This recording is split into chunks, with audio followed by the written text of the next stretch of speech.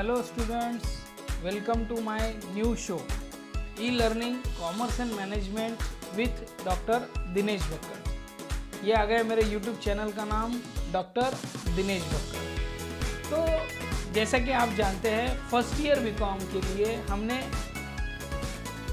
नए नए टॉपिक्स यहाँ पर सीखने की कोशिश की है as per the syllabus of KBC north Maharashtra university Jalgaon. तो उसमें ये हमारा तीसरा टॉपिक आज का होने वाला है डिपार्टमेंटल अकाउंटिंग, जिसका आज साथ ही साथ हम पहला प्रॉब्लम भी यहाँ पर देखेंगे। तो चलिए शुरू करते हैं।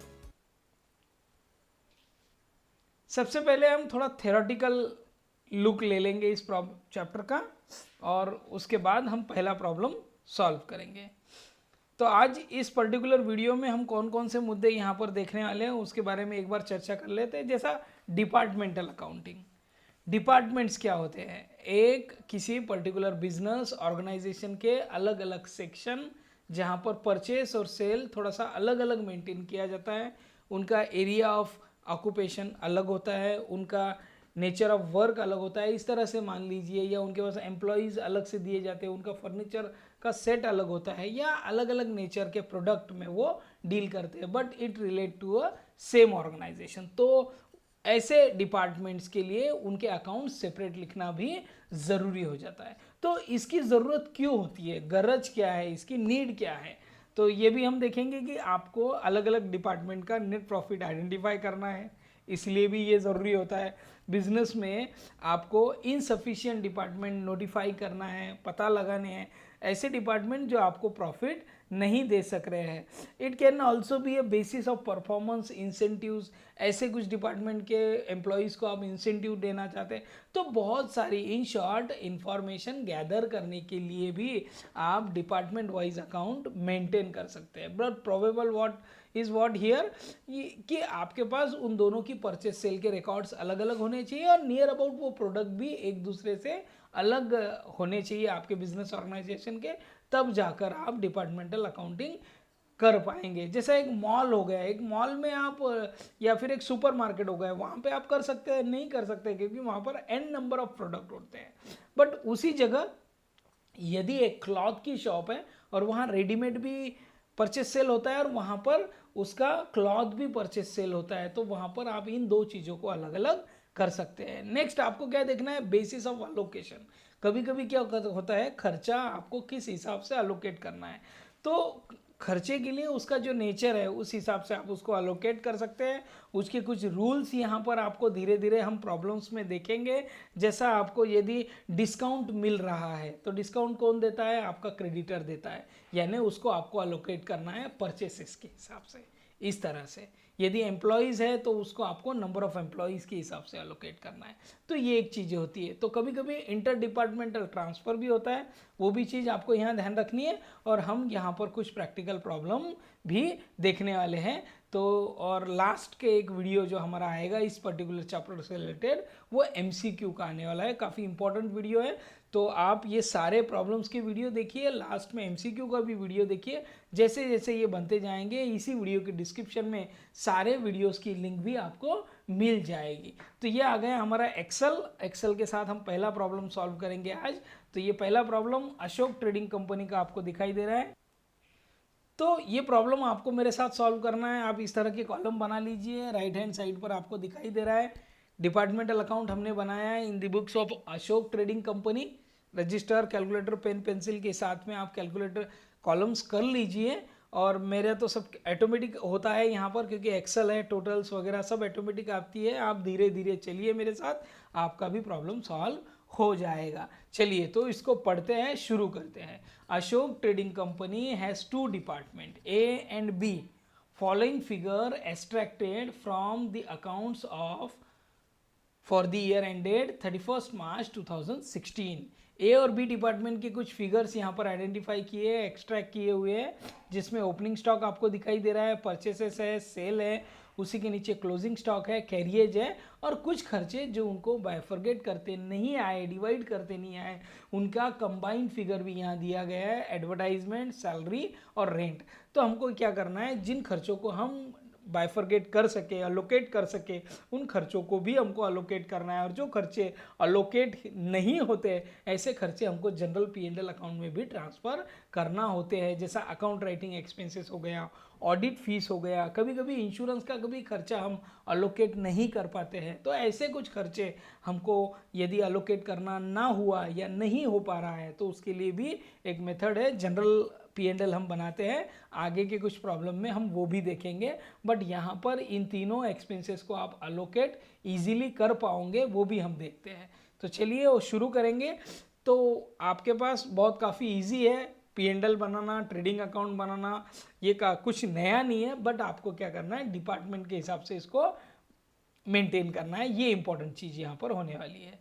तो ओपनिंग स्टॉक, 2 ओपनिंग स्टॉक ले लिया हमने ट्रेडिंग अकाउंट के डेबिट साइड पर। अब ये जो फिगर यहाँ पर दिए गए हैं वो फिगर आप जैसे कि वैसा कॉपी कर लीजिए, यहाँ पर मेंशन कर दीजिए। बिल्कुल 4-5 मिनट में ये आपका प्रॉब्लम सॉल्व हो जाएगा, ज़्यादा समय नहीं लगता है। ओपनिंग स्टॉक आ गया। नेक्स्ट आइटम हमें दिखाई दे रहा है परचेसेस। चलिए परचेसेस भी ले लीजिए। 8,02,000 ए डिपार्टमेंट का और बी डिपार्टमेंट का 4,53,000। ओके। सेल्स हमें पता है क्रेडिट साइड में आएगा बाय सेल्स। सेल्स ले लीजिए 9,48,000 और 7,11,000। यहाँ पर देखिए मेरी टोटल्स ऑटोमेटिक बढ़ती चली जा रही है क्योंकि ये एक्सेल है। आप धीरे धीरे करेंगे और अपने कैलकुलेटर से टोटल्स वगैरह लगाते हुए चलेंगे तो भी आपको इजीली समझ में आएगा। क्लोजिंग स्टॉक ले रहा हूँ मैं यहाँ पर 2,25,000 और 15,000, 2,25,000 और 15,000। इसी तरह से चारों चीज़ें हमने बाइफरगेट कर ली, डिवाइड ऑलरेडी करके दी थी हमने, वो इसी तरह से मेंटेन कर ली। अब एक कैरियज का खर्चा वो भी अलग अलग कर दिया गया है, वो आप यहाँ पर मेंशन कर दीजिए। कैरियज एंड वेजेस आपको पता है डायरेक्ट एक्सपेंसेस है, ट्रेडिंग अकाउंट में आता है। तो ये चीज़ें आपने 12th में सीखी होंगी। फर्स्ट ईयर बीकॉम के लिए हमारे पास ये सिंपल टॉपिक है। यहाँ पर सेकेंड सेमेस्टर में ग्रॉस प्रॉफिट, मुझे नहीं लगता अब कुछ यहाँ ट्रेडिंग अकाउंट में आने वाला है, इसलिए मैंने डायरेक्ट ग्रॉस प्रॉफिट ले लिया। अगला एक्सपेंडिचर जो यहाँ पर आ रहा है टू एडवर्टाइजमेंट, आपको मेंशन करना है टू एडवर्टाइजमेंट। उसी के नीचे दिया गया है टू सैलरी, टू रेंट। तीनों भी चीज़ें देखिए मैंने यहाँ पर ले ली, ये तीनों भी चीज़ें हैं। ओके, बट इनका जो फिगर दिया गया है ये कंबाइन दिया गया है, आपको 1 बाय 1 इसको आइडेंटिफाई करना है। ये देखिए नंबर ऑफ एम्प्लॉयज़ दिया है, ये कहीं पर आएगा क्या? नहीं, ये अलोकेशन करने के लिए, सैलरी का एलोकेशन करने के लिए हम यूज़ करेंगे। एरिया ऑक्यूपाइड यानी कितने, कौन से डिपार्टमेंट का कितना एरिया ऑक्यूपाई किया गया है उसकी इंफॉर्मेशन है। ये भी कहीं पर आएगा क्या?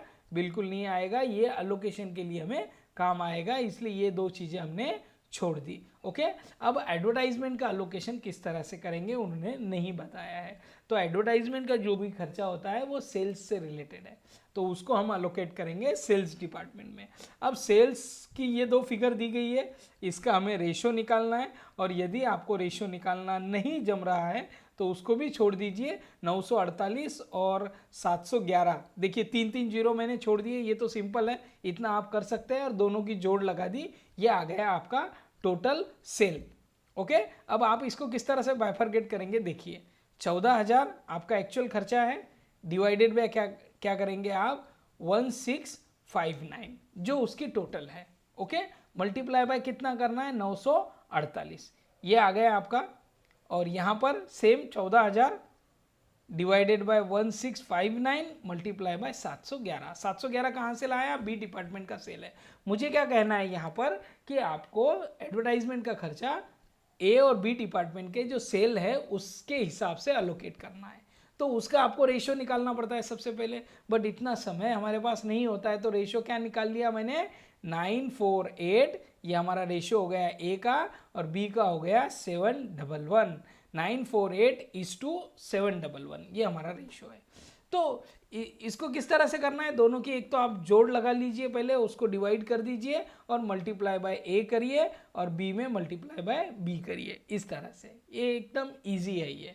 ओके, अब आ जाइए सैलरी 40,000 रुपये यहाँ दी गई है, तो 40,000 रुपये डिवाइडेड बाय इन दोनों की जोड़ लगानी है आपको, 5 और 3 8 मल्टीप्लाई बाय 5, ए का 5 है। अब आ जाइए 40,000 डिवाइडेड बाय 8 मल्टीप्लाई बाय 3, इस तरह से। तो सैलरी भी हमारी डिवाइड हो गई। देखिए दोनों की जोड़ लगा कर देखिए 40,000, यहाँ पर भी आ रहा है 40,000। इन दोनों की जोड़ लगा लीजिए 14,000, यहाँ पर भी आ रहा है 14,000 ऊपर। ओके, अब रेंट को बाइफरगेट कर दीजिए। अब रेंट को हम डिवाइड कर सकते हैं क्या? बिल्कुल कर सकते हैं। तीन जीरो आपको ऊपर के उड़ा देने हैं, रेशियो ऑटोमेटिक आ गया 3:1। 3:1 की टोटल क्या होती है? 4। चलिए डिवाइड कीजिए, 60,000 को 4 से मल्टीप्लाई करेंगे 3 से, उसी के बाद 60,000 को डिवाइड करेंगे 4 से, मल्टीप्लाई करेंगे 1 से। देखिए 45,000 15,000 दोनों की टोटल आ गई 60,000। हमारा प्रॉब्लम यहाँ पर सॉल्व होता है। काफ़ी इजी प्रॉब्लम था, बट आपको नेट प्रॉफिट और ग्रॉस प्रॉफिट निकालना है, आपको प्रॉब्लम क्लोज करना है, बस इतनी सी चीज़ यहाँ पर पूछी गई है।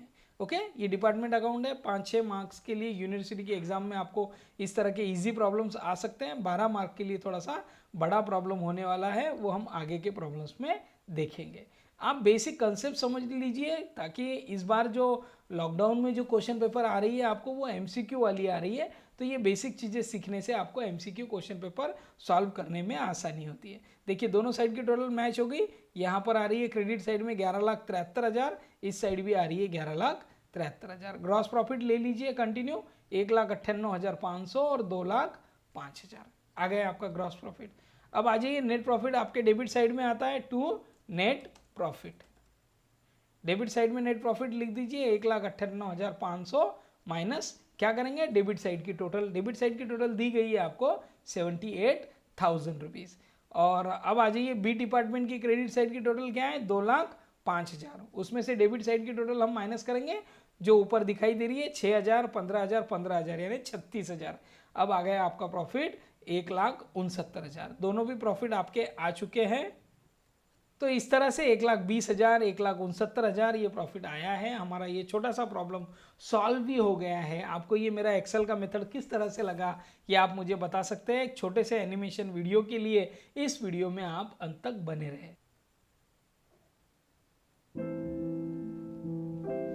आप सभी का बहुत बहुत धन्यवाद, आपने अंत तक ये वीडियो देखा। यदि आपको पसंद आया मेरा ये एक्सेल का मेथड कैसा लगा आप मुझे बताइए, शेयर कीजिए, कमेंट कीजिए, अपने सारे फ्रेंड्स के साथ शेयर करते चलिए। ब्रांच अकाउंट के प्रॉब्लम देखिए, मेरे इन्वेस्टमेंट अकाउंट के प्रॉब्लम देखिए, पहले सेमेस्टर के प्रॉब्लम देखिए, अपने वैल्यूएबल कमेंट्स मुझे दीजिए। यदि आपको और कोई वीडियो सीखना है और किसी चैप्टर में अगर आपको इंटरेस्ट हो तो मुझे आप मेल कर सकते हैं। मेरा ईमेल आईडी आपको स्क्रीन पर दिखाई दे रहा है। इसी तरह के अच्छे वीडियो के लिए मेरे चैनल को कंटिन्यू देखते रहिए। आप सभी का बहुत बहुत धन्यवाद। Thank you, keep watching my channel. Thank you.